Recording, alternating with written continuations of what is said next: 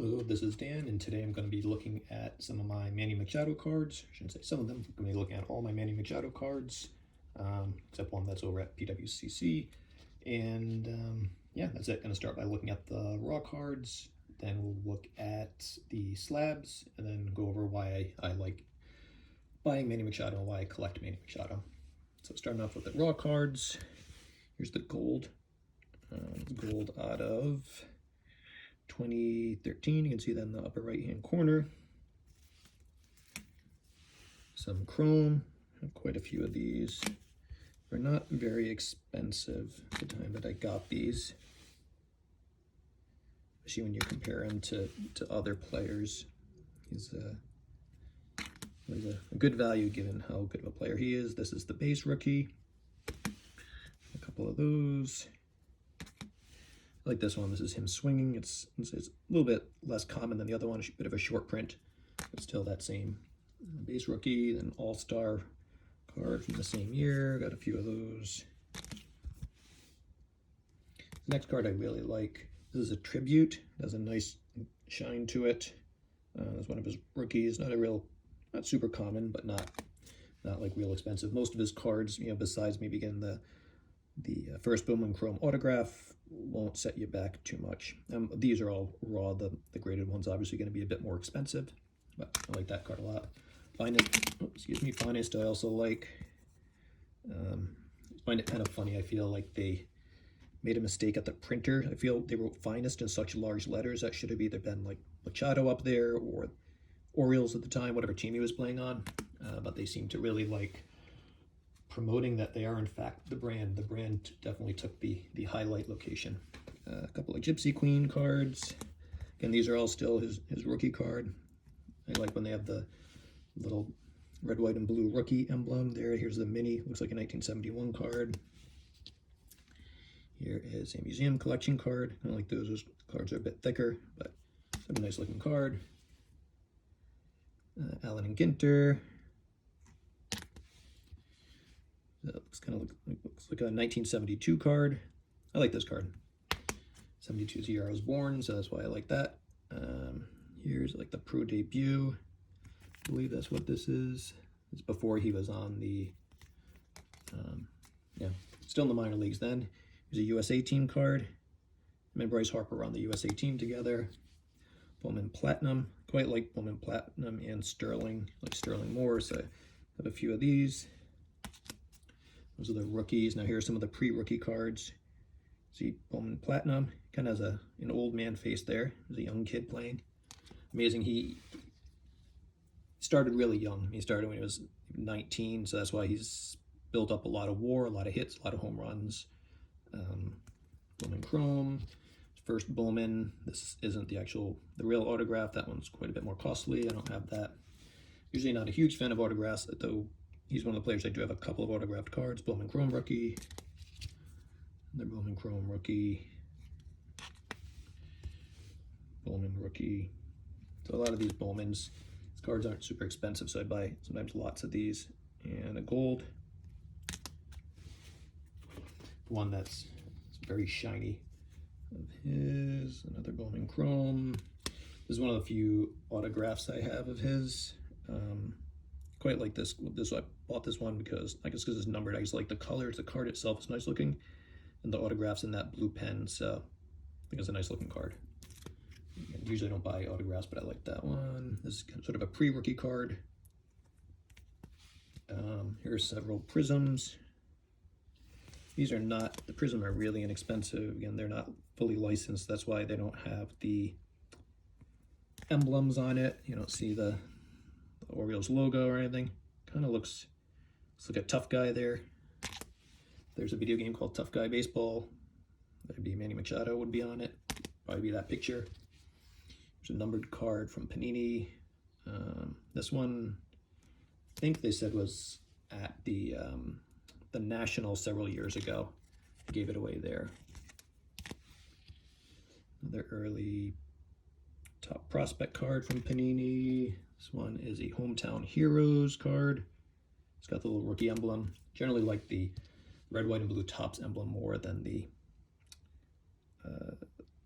Panini one. Here's a couple of, don't have too many of his cards after that. There's one card I really like though. It's the last of these coming up in a moment.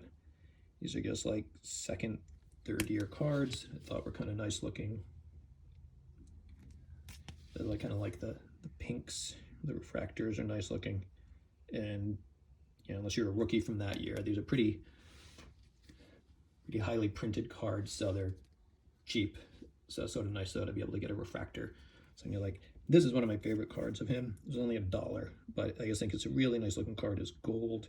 I like Stadium Club because they have really good pictures. I wish he would have had a Stadium Club rookie, but they didn't have him, I guess, that year. I just think this has a nice shine to it. It's a refractor, and again, it was a dollar bin card. It's kind of nice. And then a couple more I mentioned. I like Stadium Club, so I have a few more of those. So that's it for my.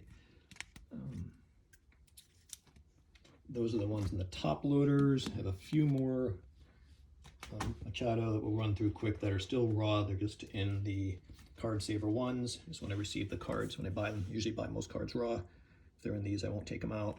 Chrome. A lot of these we'll go through quick, so we've seen them before. There's him batting. It's a little somewhat short print of the rookie. Here's another rookie card. Looks like the older one. A couple of Allen and Ginters. Gypsy Queen. 72. A lot of these are kind of dupes of what we had before. Oops, excuse me.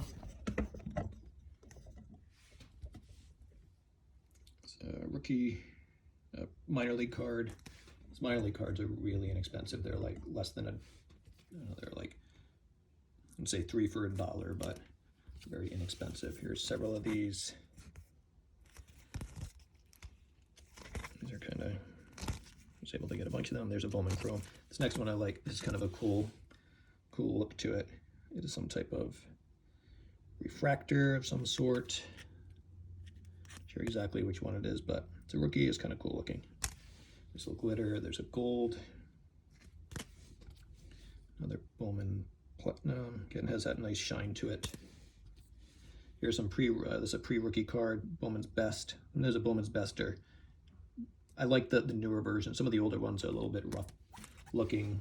They're kind of really colorful. These are some Pinnacle rookies. These are, again, super inexpensive cards, but who knows, you know, he might become a Hall of Famer one day. I think he actually he's definitely on a good path to become a Hall of Famer, so getting those for, you know, like 50 cents each is pretty good. Same thing with these. Topps Heritage is when he was with the Bowie Bay Sox. He was a minor leaguer. Sometimes funny seeing these really early cards. Players look much smaller. He's thinner, right? He was a kid then. He was probably 17 years old. So before he kind of really grew into himself, if you have a 17-year-old kid and then you follow them to their 22, there's probably going to be some size difference. More pink, kind of like these. Nice looking card. Refracts. That last one was kind of rare to have a Dodgers card. He didn't play for the Dodgers very long and wasn't something that either team was very happy with. It sounded like it didn't work out very well between them. So that's it for all the raw cards. I have a couple of graded cards of him. Don't have actually that many graded cards. Here's just another Chrome. Both of those are just 9s with PSAs. I don't buy PSA 10s that often, just because they're really expensive, and 9s I can't even tell the difference most of the time. SQC I do like. You can get a 10 for much less, especially for somewhat more modern players. A nice card there. That's a Chrome. So look, I have too many Chromes. There's a 10 that's in a base. That's in the old holder.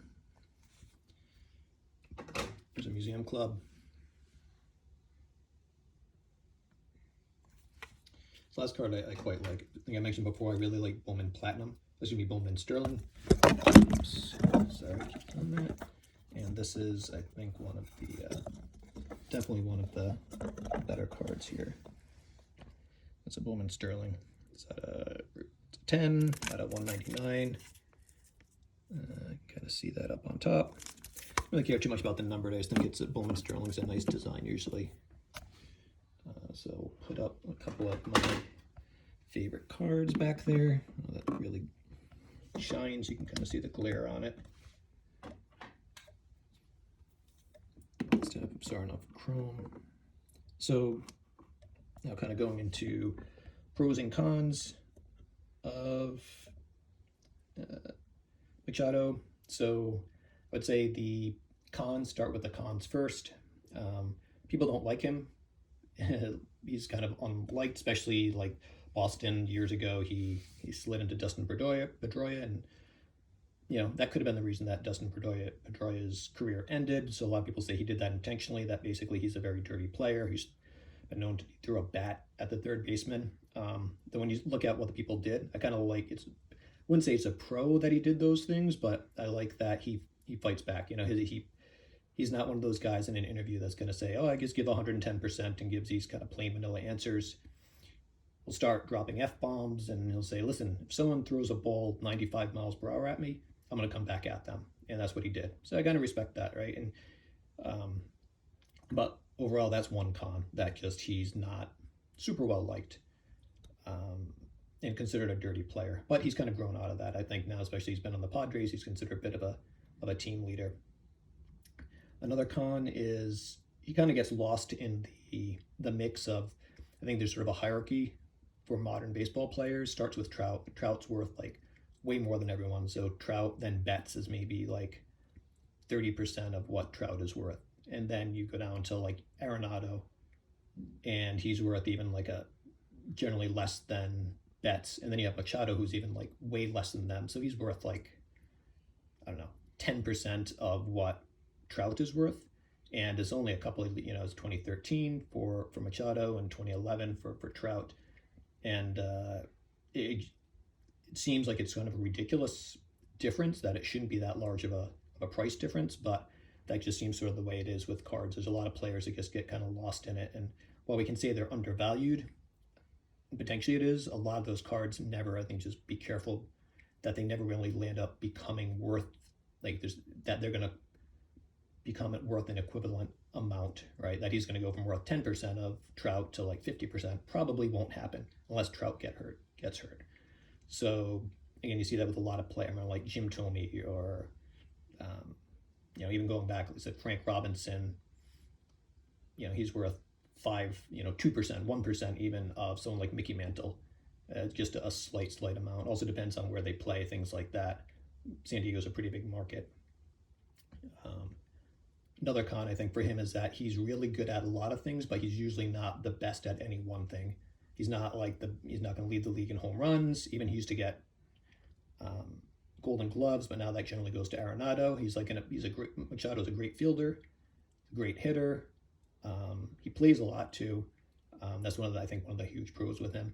But he just doesn't always get credit. Though if you're in second for average and RBIs and home runs, or second to fifth, and you're a great glove, you might land up winning an MVP, which one day would be great to see him. But I think a lot of times he's always going to be, second through fifth for MVP. Even on his own team, people are going to follow Soto and Tatis more. So definitely kind of an underrated player. But I think he's a hell of a player out there. He started young, so he's built up a lot of WAR. He's already around 50 WAR, and he just completed his age 29 season. I mean, he started the year he was 29 years old. At the beginning of the baseball season, he's now 30. But he could, if he has even 3-4 more good years before he kind of starts his decline, which is pretty normal, he could be an 80 WAR player. He's also one of the only players, I can't remember who the others are, but before he was 30, he had 1,500 hits and 250 home runs.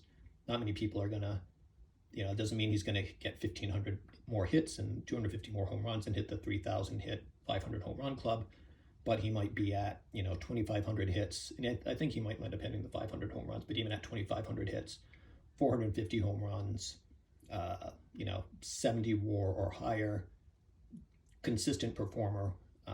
That's I think also one of the other pros. You see a lot of guys get hurt. Trout obviously has been hurt. Mookie Betts has been hurt a lot. I think they're going to drop off a lot quicker than Machado. I remember hearing years ago, one of his managers said something about how, like, when he was young, they had to tie him up with bands or something. It sounded kind of weird, but it reminded me almost of because he was so loose. He was like really loose-limbed. It almost reminded me when they talk about Tom Brady. He always uses the word, Tom Brady uses the term pliability. And I feel Machado has that. He looked kind of loose. If you watch ESPN, they talk about his swing. His swing's been consistent since he's been like 18, 19 years old. He looks relaxed when he's out there. So I think he's a good player, much less expensive than a lot of the other guys of that generation. So that's why I invest in him, and that's why I like Manny Machado. I think he's a good guy too. Also, he gets became a leader. So we've seen sort of him grow as a person potentially from being a young hothead to he has that experience. So I think he can lead younger guys that might be more like that. You know, he yelled at Tatis a couple of times and saying, "Oh, it's not about you."